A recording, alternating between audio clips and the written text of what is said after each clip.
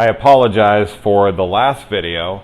I put on a fan out there because it was so damn hot, but then of course the sound ended up in my microphone, and so it's got some noise distortion. But it was a 30-something minute review, and I just don't feel like recording it again. What a bummer. Of all the damn things for it to happen to, Saw had to be it.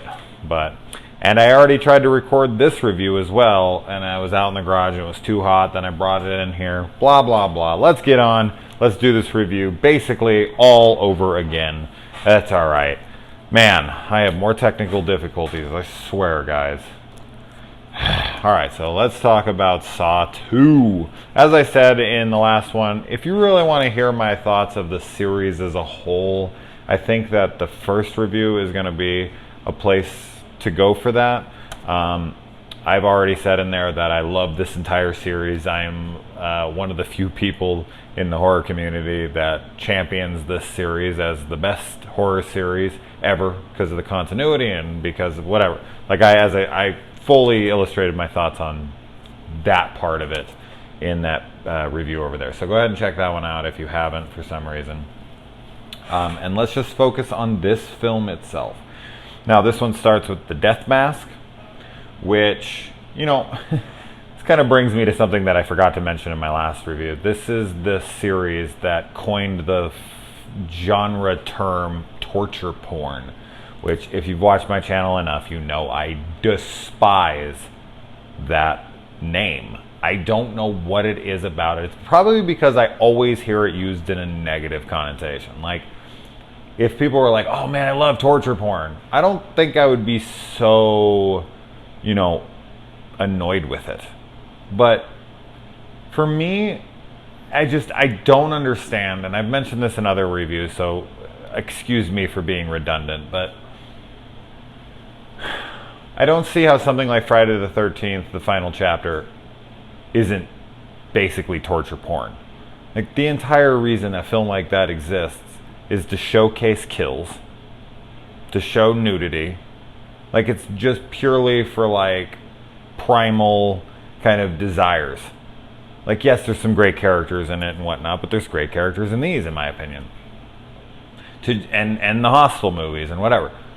Like, you're going, and people, like, that's what their arguments are. Like, oh, they're, you know, it's just about the kills. It's just about, like, how gory can we make this? So was Friday the 13th, the final chapter. And many other films. I'm just using that as a prime example. Like, that film ramped up the gore. And we used to be, back in the 80s, we used to be like, man, I can't wait till they would, you know, to see what they can do next with the gore. Holy shit, like, he fell on the fucking knife and the blade went through his head. That was awesome. And nowadays people are like, oh, it's going too far. Like, it's all too much about that. I don't know. People just become very wimpy, in my opinion. This shit's awesome. So, this isn't all I need, and that's just it. Like, there's so many genres out there. This is just another awesome one for me. If this is even what that is, it's the Saw series. Anyways, okay, I'm not bitching about the fucking torture porn. But because it's Saw, I kind of had to bring it up, since this is really the series that coined that phrase, as I said. So we start with that death mask, which is pretty freaking gnarly. Even though you don't really get to see him cut into anything. I'm telling you, man, you want to talk about gory and gnarly and over the top. Like, if this was like a freaking, like a Japanese film, or like if, you know, a fucking Italian film, if this was Lucio Fulci, oh my God, we would have seen him dissect his eyeball up close. You want to talk about eyeball shit, man? Go check out Fulci's work. So, like, we just see him get the freaking scalpel close to his eyeball in this, and everyone's like, oh. Man, watch Zombie. Oh, you want to see an eyeball? Jesus Christ. But yeah, I mean, who the hell could cut into their own eye or back behind their ocular cavity? I mean, it's been inserted here or under there, so you would have had to, like, cut under here and dig up. There's just no way. There's just no way. I mean, I guess he could, but that leads Detective Hoffman to the location of Jigsaw, and Jigsaw is apprehended very quickly into this, and you're just like, okay, what the hell? Something's up. Because you're thinking, like, this guy's going to be on the run throughout the movie. Nope. Caught right away. And it's because of how easy he's caught that you're like, okay, what is up? And why has no one realized that this is too simple? Like, something, there just is a little plaque that has the name of the building in which he's sitting in. Like, and Matthews really needed to find that? Really? Like, Carrie couldn't figure that out. Rigg couldn't figure that out. No other person in there could figure that out. It took the brilliant detective Eric Matthews to figure out that, hey, maybe this little fucking plaque here that says this building, maybe we should go check out that building. Like, come on. Really? That's silly. That is silly. So I think that they should know better, but they see it and they're like, we outsmarted them. And it's like, yeah, okay.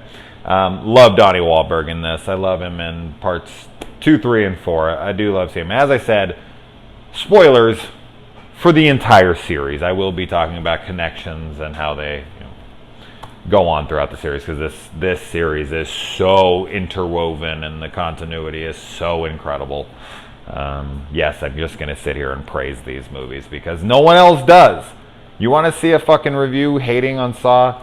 Go literally anywhere else. Just click on any other Saw review, and pretty much 99% of them are going to be people shitting on them. Especially after 3, forget it. Please link me to some people who are giving Saw 6 or Saw 5 or Saw, like, a final chapter a praise. I'd love to see them, because I don't know many. I know some friends, but they don't do reviews. Anyway. I like the scene transfers. That's another thing I didn't mention in the last one. When they like move from one scene to the next and the person literally just like walks through the scene into the next scene. I've always found that really cool throughout this series. It does it in all of the, the installments throughout.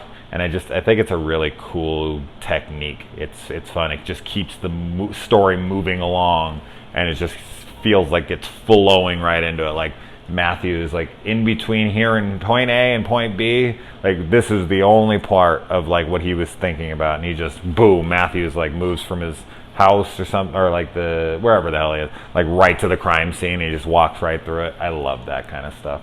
So I think that's cool, and I'm glad that that's retained, as I said, throughout. And the whole Eric Matthews this is his game. I mean, he's trying to be taught a lesson here. Like, he's never played by the rules in his career. He's burned so many people. And this is for Amanda. I mean, Amanda was a drug addict because Matthews set her up for possession when she wasn't a drug user. And she started using drugs in jail, which ruined her life. And then they go and they look into Eric Matthews, and he's set up all sorts of people. Now, the rest of these people seem to deserve what they got for the most part. But this is definitely for Amanda, and it is definitely Eric's game. The only one that is innocent in all of this is Daniel. And yes, while his life is technically in peril throughout the film, he's mostly safe. So, in fact, I can't figure out whether or not he is sick throughout the movie or not, because he never coughs up blood. He never really shows any signs of being sick outside of just kind of being lethargic and whatever. But that can kind of be explained away. But the only thing that makes me wonder that is that at the end, when Matthews comes into the house, when Eric comes into the house, and he sees the body, the dead body next to the trap door, there's an empty syringe down there. And it's like, who used that? Amanda? I wouldn't think so. I don't think she would allow herself to be poisoned like that. I'm sure she had the antidote. But it's got to be Daniel, right? But why doesn't Daniel show any signs of being sick throughout the film? Like, I would just think that they're both in there, like, they're safe. Like, they're there just for her to control the game and for him to get Eric to sit the fuck down and try to pay attention to what he's supposed to be doing, which of course he cannot do because he thinks the time's running out. He doesn't listen to the rules of the game. Just sit here and listen to me and you'll find your son in a safe wink, wink, and secure location. Like, it's crazy to think that Daniel is sitting not 10, 20 feet away from Eric the entire film, basically. That's wild to think about. Like, when you're watching this movie for the second time, that's why movies like this, I love watching the Saws again. Like, just picking up on those little teeny things like that. And just be like, wow, like, he's right there. He's just like, they walk in, you see the safe as they walk in, and you're like, Daniel's right there. That's so cool. I love that stuff. Now, bringing Amanda back, that was cool. You know, she's in there to control the game, as I said, and throughout the thing you're thinking like, oh, what the hell did this chick do to get herself into this situation again? And then you see her cutting herself and you're like, oh, so she tried to attempt suicide. You know, even though she said he helped her, clearly he didn't help her as much as she had claimed, and she's trying to take her own life. We find out later, obviously, he was just trying to get her to, you know, give herself to him fully, and she has to face death and whatever. But I thought that was really well played out, that she is an accomplice at this point, which totally makes sense by her praising of his methods at the end, or at the end of her story in the first one, which then she doesn't believe in his methods at the end of the third one, but we'll get to that. And now something that happens in this movie that is never explained, and I'm just curious on it. Please, Saw fanatics out there, I'm a Saw fanatic too, but I've never been able to figure this one out, so please enlighten me. I might just be stupid on this one. The numbers in the back of their mind, you know, the order of them is over the rainbow. That's never explained. Yes, Xavier goes around and he collects the numbers, and yes, they're all color coordinated, like one's blue, one's green, one's black. I get all that. But it's never explained how the order is put together. How does a safe have like eight numbers in its combination? It doesn't. I don't think that's possible, is it? I don't think they have that many, cylinders or whatever the hell. But what is that? What am I missing there? What is the over the rainbow thing? Does anybody know that? Please, someone explain it to me. All right, I don't want to spend too much time on that because I don't know what it is, but I've always been curious on what that, is it somewhere in the film? I do not know. The explanation of the jigsaw piece here is that they're missing the survival instinct. I like that was explained. And Obi-Wan Kenobi, he gets in the furnace. I would think he would just take the first needle, stick himself, and then come on out and be like, anyone else? Go and get it. Let him go in there. Once he has the first one, boom, he doesn't give a shit about anybody. Put him in there.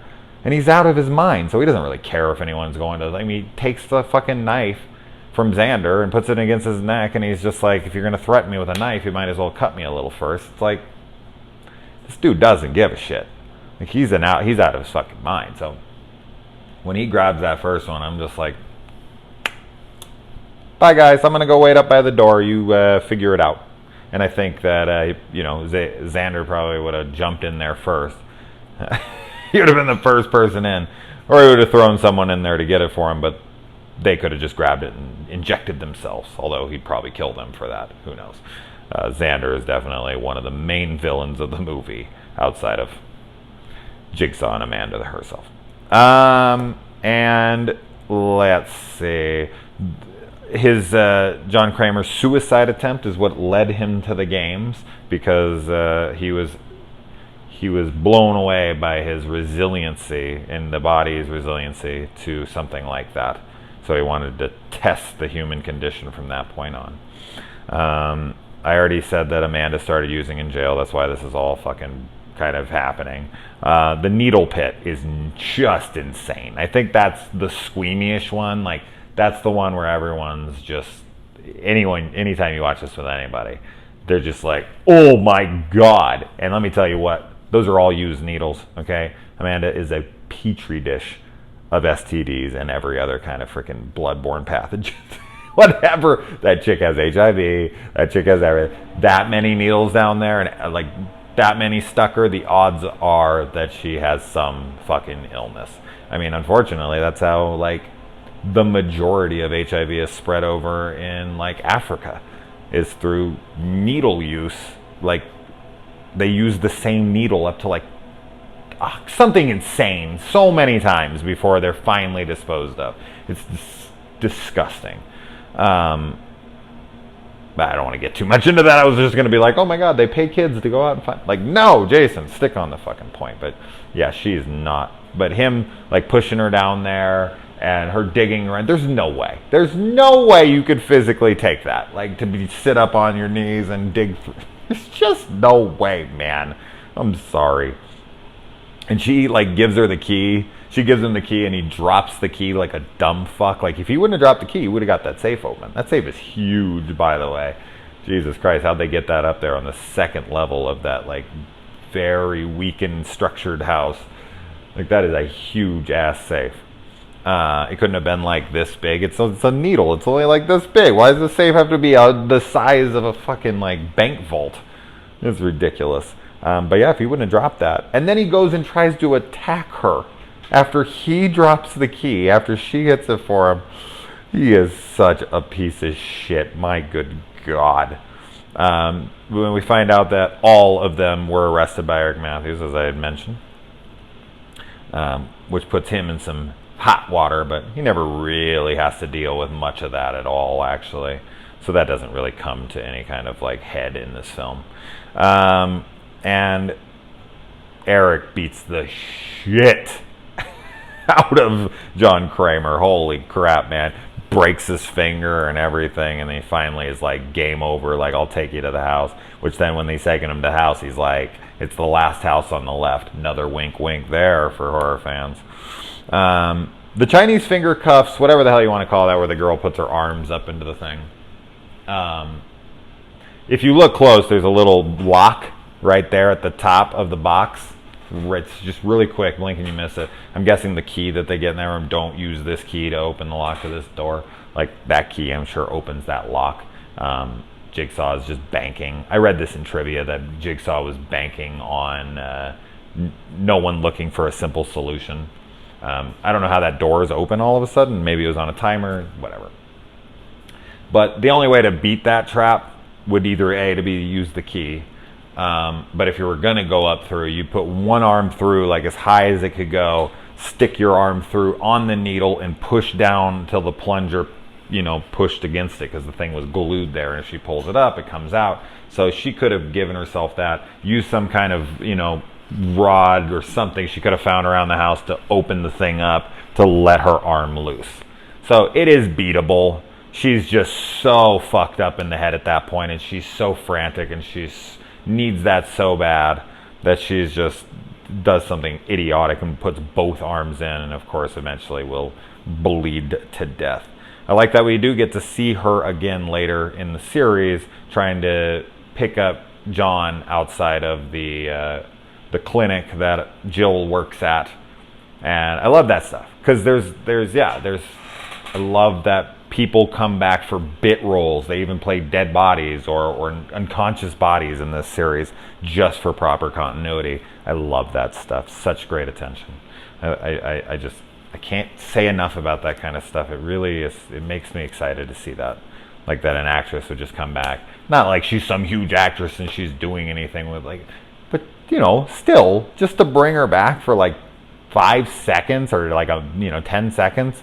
Just so it flows, like, that's awesome. Because they have to fly her out. They film these in Canada. I'm sure she doesn't live in Canada. So they have to fly her out. They put her makeup on her. They have to write her into the script. They have to make sure she's going to be in it first. They only have a year to do these things. I'm sorry. That stuff's incredible to me. Awesome stuff. Anyways. Where are we? Love that his office ends up being an elevator. That was so cool. When I saw that in theaters, I was like, oh shit, like there's a thing, you missed it, and it goes down. I feel like they would be able to tell they were in an elevator. I think there'd be a lot of signs, like when they stepped on it, it'd move a little bit, and there'd be, I feel like you could tell. But, hey man, John can build all these elaborate traps. I'm sure he can make the room look like it's not an elevator.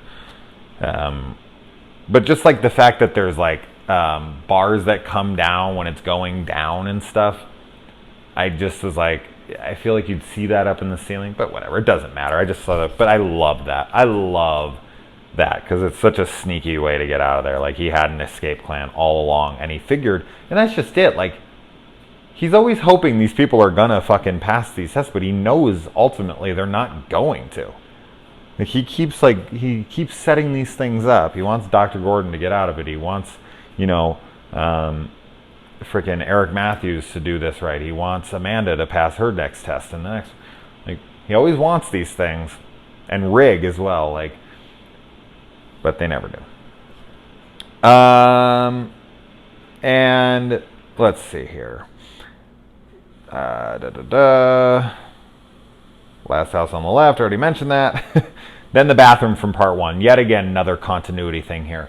They rebuilt the bathroom for this fucking movie. Like, exactly. Now, if I'm wrong on this, please correct me, but I had read that they redid the bathroom exactly for Scary Movie 4, for the shack scene with Dr. Phil when he can't shoot free throws or whatever, and that they used that bathroom on one of these installments because it was like such a perfect copy of what they did. Am I right on that? I'm pretty sure. I haven't read the trivia again to confirm, but I'm pretty sure that's accurate.